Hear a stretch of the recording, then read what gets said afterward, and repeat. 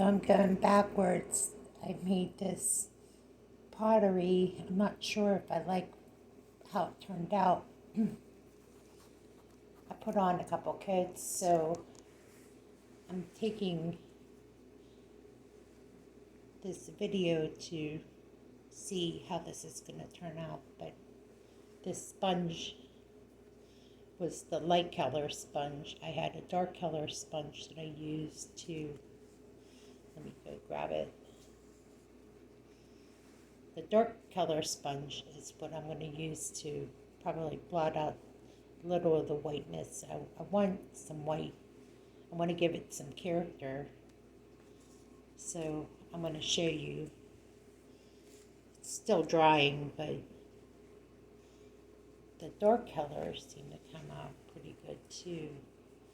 So I'm kind of contemplating what to do here. It's got a lot of white,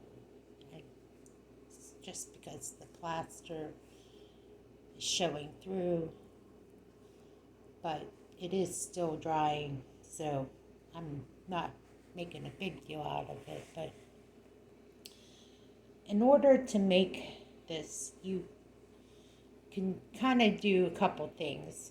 Let me just tell you what I did. I went to a thrift store and found this pitcher.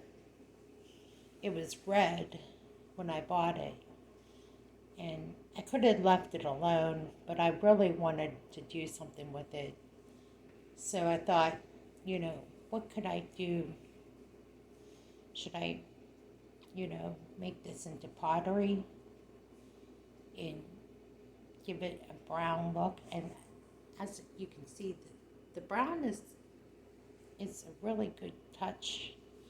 So I was using the light brown and the dark brown. I wanted to put some white in it, but obviously you can see there's a white specks in there, and that's the plaster. So it's not finished painting, as you can see. So after I got done plastering it, I sanded it down with this sander, and that's the order in which I was doing it, so I'm sorry if it's going backwards, but I had to put on at least 3 layers of plaster to get rid of the red.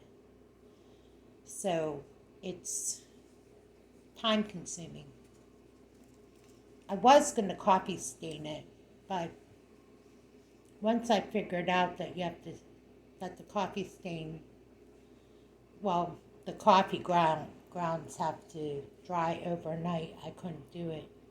So I used the Waverly Antique Wax to use the dark stain on this, and then I used the same antique wax with white to give it the light brown look. So I had to use some generic options for the white. So I have gone this direction. Sorry for moving away, but I used this from it's Rich Art Archaeology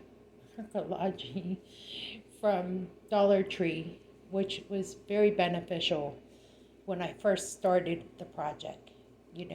When I added the baking soda, this